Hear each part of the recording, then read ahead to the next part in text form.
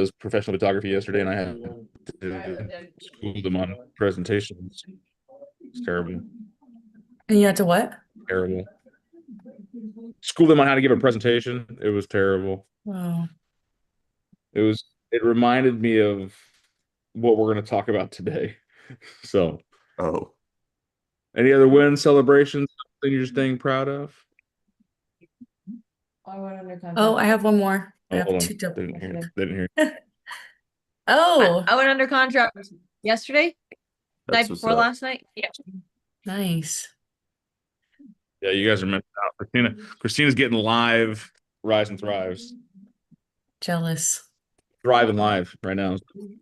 Live Friday. She's live and thriving. She went out this morning and got herself Java Java Java. I have a cup of water and I fell through my bed last night, but whatever. We're not going to talk about it. Anyways, what's the secondary one? Since I've made the switch back to KW, I wanted to hire my friend for the longest time to be my TC, and so I got onboarded with her yesterday. And so I'm really excited to be helping my friend out with her new TC business. That's Oh awesome. yeah. And I got her connected with two other agents already. So I want to make my friends money too. Hell yeah. Now you need to just get your coach set up. I know. I know. Okay. Let's talk about what happened yesterday. So this gentleman, his name is Ty, Thai. Eric, I'm putting you on mute because it's loud as shit at your house.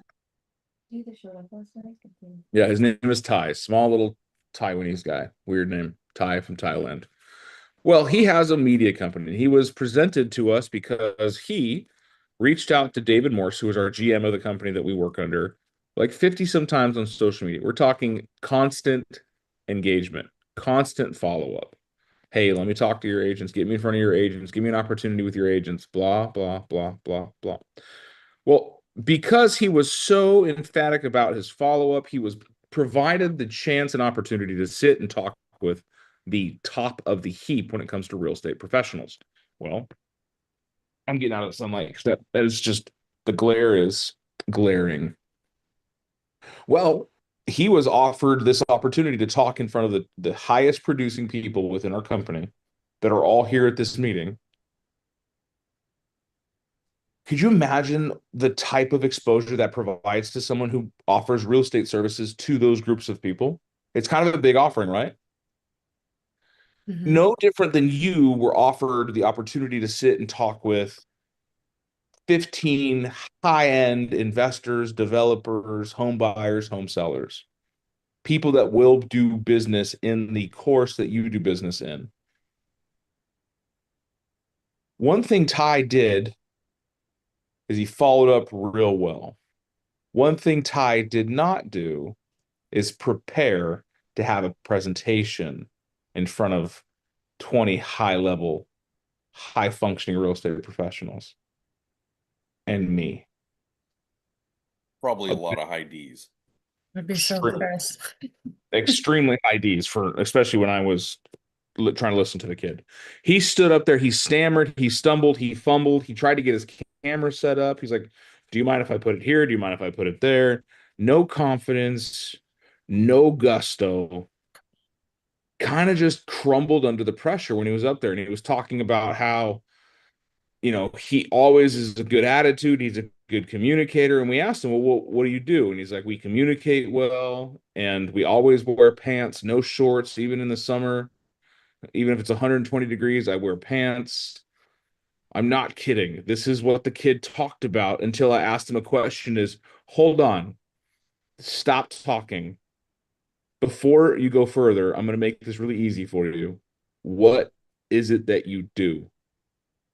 Because at this point, he had been talking for 6 minutes and hadn't said a single thing about what he did for business or what solution he provided to real estate agents. But we know that he wears pants every day. No shorts in the summer. You laugh. Christina can say that, like, I'm not exaggerating this. This is, oh, you weren't for that? Oh, guess I would maybe. just have like I But would he was there, and we are sitting on the patio talking about 5 o'clock last night, and he just was rambling about how he's kind and courteous and communicates well. And no, sir, you don't. You don't communicate well. You say a bunch of trigger words that you think people care about. So you as a real estate professional, when you are pitching your services to people, telling people that you're a professional and you communicate well, that you negotiate on their behalf, is expected. I expect you to be professional. I don't expect you to wear pants, but whatever. Mhm. Just appropriately clothe yourself. But when it comes down to is when you're providing a pitch, if you have an elevator pitch, it's what problem do I solve? And even after I ask the kid, what do you do? And he goes, well, we communicate well. And he's like, I had to stop him again. I'm like, no. What services do you provide? What problems do you solve that real estate agents have? And then David Moore stepped in and helped the kid out. He's like, if you can't tell, Dan's a business coach and you're failing. So he's trying to help you out here. Oh, But I wanted to talk to you about that this morning because I thought it was super important is, do you have a book of solutions that you can pitch to problems you don't even know about? What do you do? I sell houses. I help buyers and sellers solve problems around real estate. Tell me more. Versus, my name is Dan. I communicate well and I always wear pants. I Even mean, this, Dan, I got to give the kid some credit. Like, not only did you remember his name, do you remember what he did? You remembered that he wore pants. He spoke in front of a bunch of real estate agents, and now you're sharing it with 16 other people, and you remembered his name. I think he did a pretty good job. Yeah, he made you remember him, and now you're talking about him. So you're promoting him. I appreciate you guys are trying to find the positive narrative here. I took He's no, remembering him and not in a good way. yeah. I, Would you I'm- hire him, though? I am issuing you guys a warning as to there is bad publicity as well. Jessica's right. I remembered him for the wrong reasons. Yeah. He didn't even remember my name. And 4 people told him. Because he said he goes, what is your name? I was like, my name is Dan. It's And a then tough Angie name. behind me said, nope, that's Big Dan. That's Big Dan right there. And then David goes, yeah, Dan's one of our business coaches. And then as he left, he called me Dane and Dean. Lily was close. He was so close. Just added letters on both sides. But here's the thing. I wouldn't have remembered him if I wasn't a business coach. I remembered him because he's like chaotic chaos at my house that I remember just to sell to you guys back as stories in life that you need to avoid. I remembered him for the wrong reasons. Right? He does photos, he does this. I think it's, he's got a great brand identity. His name is Ty, and his company is Tygo. Tygo, which he came up with because he said, because I go places. People need me to go here, I go there. Tygo there. Tygo. All right, man. You still haven't told us what you do. So when you're talking to buyers and sellers and you're trying to get their business and you're pitching yourself, it's really important that you help understand what you do to solve their problems. There's a survey that was done, and we're going to talk about it in depth here in a bit. It's called the 1,000-watt survey. Gary Keller shared it here at his big mastermind recently. Let me see if I can pull it up for you. 1,000-watt survey. I wasn't ready to talk about it today, but it lines into what we're going to do. Watt. Share your thoughts. 1,000-watt survey. All right, we're going to breeze through this real quick. And if anyone wants this survey, you're more than welcome to email me and I'll send it to you. In this, Gary did a top mastermind. He was talking about there's a survey that was done to buyers and sellers across the nation, and they did all types of analyses. And I think this is a fantastic thing for us to look into when we're having our conversations with buyers and sellers and providing that resource, that pitch energy, if you will. You as a real estate agent, right?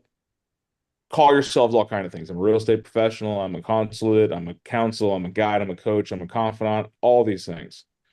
Well, when they surveyed the 93% respondents who used a real estate agent the last time they sold a home, said the best word that they liked was advisor.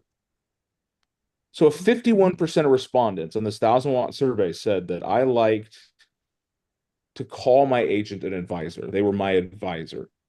That is the energy that we need to bring into the transaction. So what does that mean? That light getting you too? Yeah. Cheers. Oh yeah, these Amazon chairs are garbage. Christina just broke the. Just put it back on the other side. Guys, you're missing this. Man, you guys destroying the Airbnb. You're like an 80s hairband. This chair.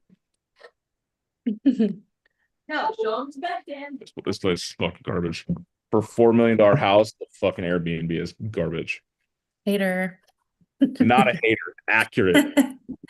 The heat doesn't work in the main house, Hater. right? There's roaches in Christina's room. Yeah, There's a that skull sucks. can in behind Nicole's bed. None of the bathrooms had towels in them. Don't even know where towels are.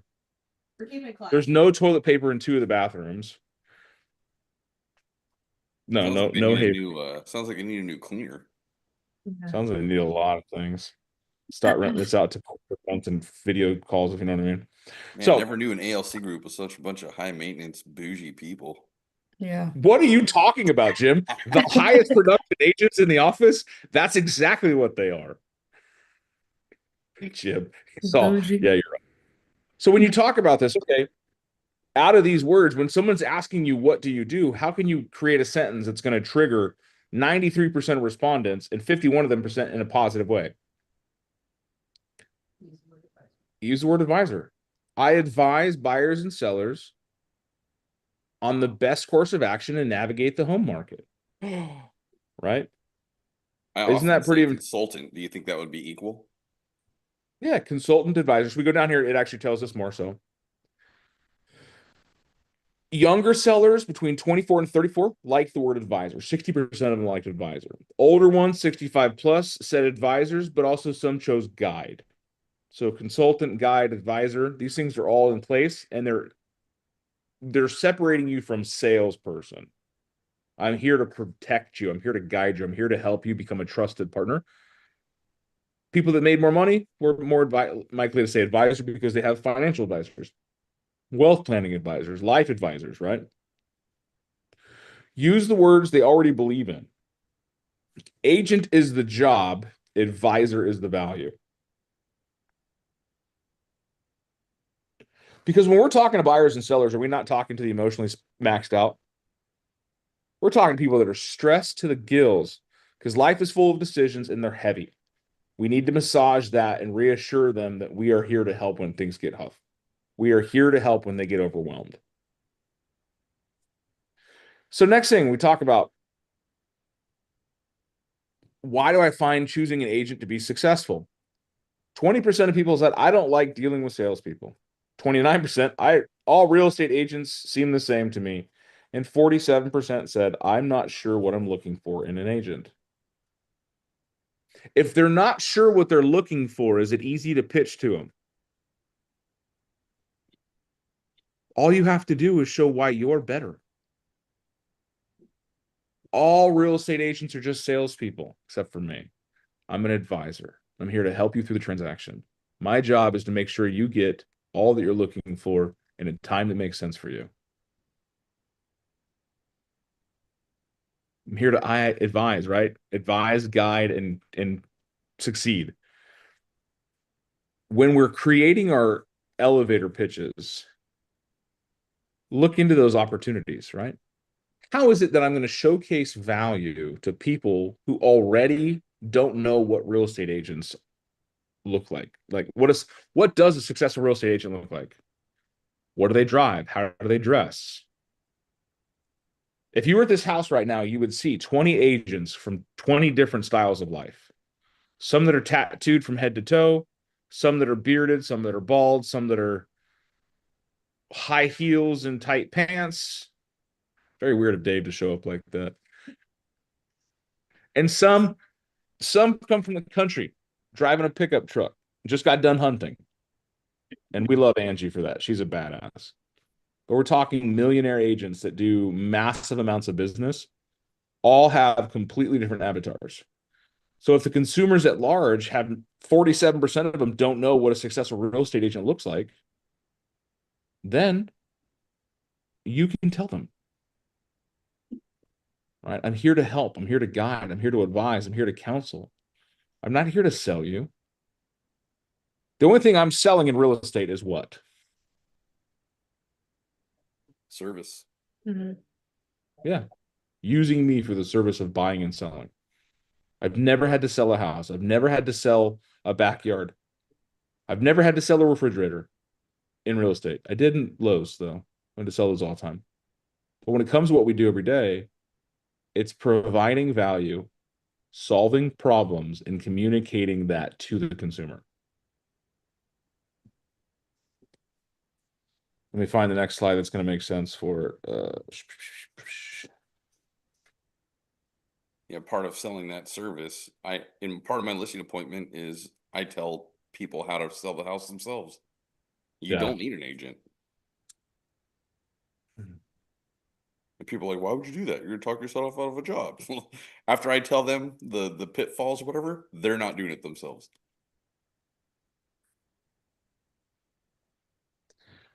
So I like this slide. It's Gary Keller says, lead with lifestyle. It's almost like we talk about that all the time. Market the life of a home establishes beyond its furniture, define its features, define its freedom or flow. Find what lifestyle it's going to provide. Make an emotional advantage in your listings.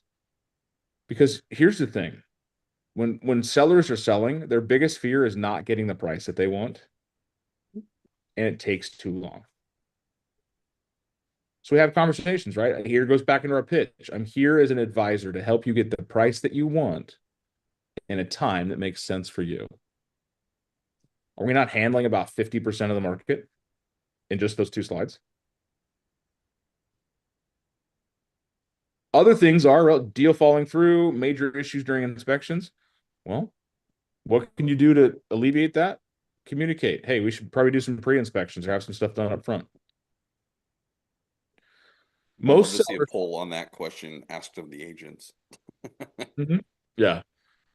Most sellers walk in with these fears, right? These are the major fears. Most never face them. They expect them, they don't face them. 25% are not getting the price that they wanted. So let's have that conversation up front early. I'm here to advise you on making sure you make the right decisions for this market. I'm here to make sure you make a smart decision, a well-informed decision, a decision based on facts, not feelings. Make fear your strategy, right? Even if the worst really happens, sellers still embrace it. How many times, if you sold a house, anyone that's actually sold houses, where a seller's like, I'll never go below X, and they go considerably below X, 20, 30, 40, 50, 70, $100,000 below.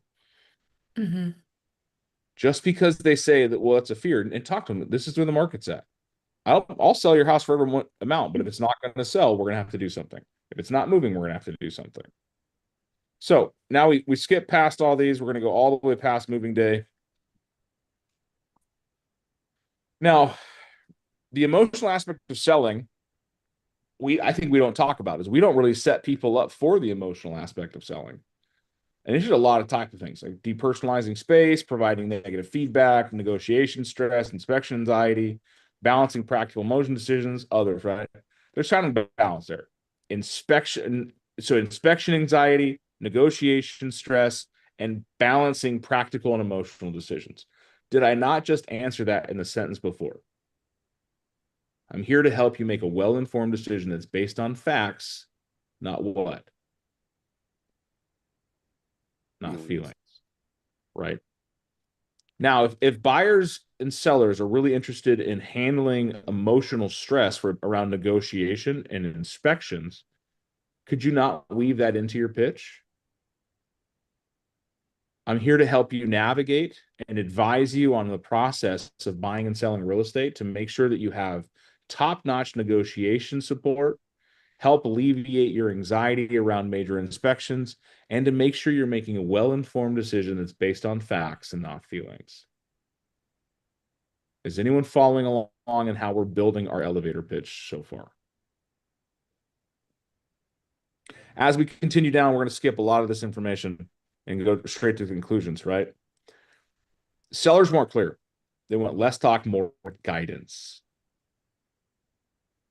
Period. Less flash, more follow through.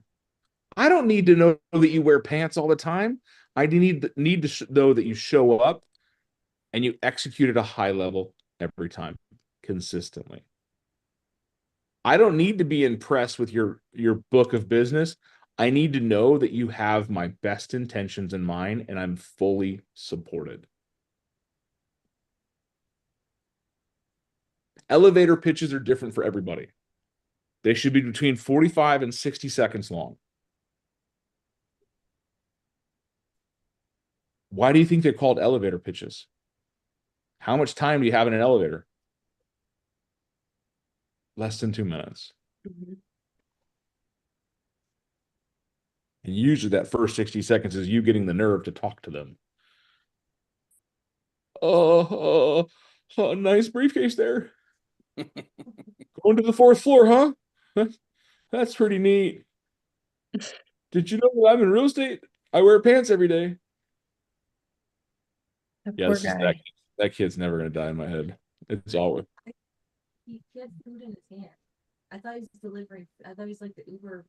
yeah. Christina saw him walk in. She thought he was the Uber delivery guy. And then he just kept standing there, and I was It like, was- "Do you need?" She said it was like the Home Alone theme, the scene where the guy came in with the pizza and everyone's like, "Oh, he's got the money," or "Jane's got the money," or "Aunt Deb's got the money." Like all these people running around, and he's just standing there. But he never once said, "Oh no, I'm here for this. This is who I am." I legit thought that he was just the food delivery guy, and I even tried to like, does someone still have to pay you? But here, in that situation, you were the elevator. You were the elevator. He stood in the elevator, which happened to be the front of this house, looking bewildered and lost. I have a Part of feeling this kid confidence, is guys. going to crush it. And he's become huge because he bumped into you. Mm-hmm. Just because of that one thing, now his mindset has changed. He's like, "Fuck, I gotta pitch this better." Yeah. And one, You could have been that cause, Dan. guys, I am the change domino in many people's lives. I'm okay with that. I want you to change. I want you to fall towards the right direction of things. Fail forward. Usually it's hard to fail backwards if someone's pushing you forwards. You can fail, but you'll fail forwards. But when we're doing elevator pitches, we got to remember we are here to captivate, communicate, and excite people to want to know more information. What do you do? I sell houses. Can you invite him to tomorrow's call? I'll talk to him. No, I can't. Invite him. It's on or not. I can't be subject to a I'm gonna tell- virtual ass whipping by Dan. I'm gonna tell him to fucking stand up.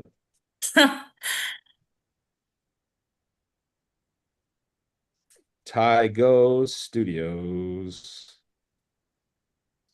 Oh, he's got a neat website. He shoots a lot of Airbnbs. He got his shit together. Technically, Interpersonally. his website is pretty basic, though. I wish I was dumber than I already am, than you'd promote me this much. Well, Jim, come fucking stand in front of a group of my peers and talk about wearing pants all the time. I'm gonna wear shorts. Like Oh. biker shorts. The silkies. You gotta wear Ranger panties, Some Spanx. some Spanx. Yeah, But that's those actually are. Unlike people here. yeah, we had to learn about I have a pair. we had to learn about Ranger panties. I learned it yesterday. They Is don't make my size. So is his work at least decent and his pitch just sucks? I don't know. I'm not gonna dive that deep into it because Uh, his pitch sucks so much. I don't care. Plus, he doesn't service the Tucson Sierra Vista area. just Tygo everywhere. No, Tygo Phoenix, not Tygo of Tucson. Tygo where he go. But it created something of palatable value that I can bring to the call, and we can talk about that. Is if you haven't sat down to think about what your pitch is or what you say when people say, "What do you do?" Well, I'm in real estate. The fuck does that mean? Well, this, that. No, I help buyers and sellers like you solve problems around real estate. I'm here to help you make a well-informed decision. Love that. Simple. I help navigate buyers and sellers through the rough waters and perils that are along the real estate river, or however you want to say it. And if you're having trouble, guys, pop into ChatGPT, say, here's the elements I want to put in. Help me craft a 45 to 60-second elevator pitch, and then practice it where it becomes part of your soul. So that when someone's at the top of the deck saying, "I'm glad you wear pants, what is it that you do?" You're not thrown off. Now, I do appreciate this kid for his gusto, his follow-up, and that's the thing. He's doing the basics well. He's reaching out, he's following up. That is one of the best things possible. That's the basics, right? You just have to go a step further, because once you get invited to the room, you have to show up. A lot of you haven't even been invited to the room, but I want you to be comfortable when you do. So let's get our pitches together. And let's go stand in front of a lot of elevators. Sound good? I know today was worth your time. You laughed. You learned. Christina broke a chair. But other than that, Listen, oh, she wanted me to show you what happened last night. yeah, he gives me a hard time for breaking a chair.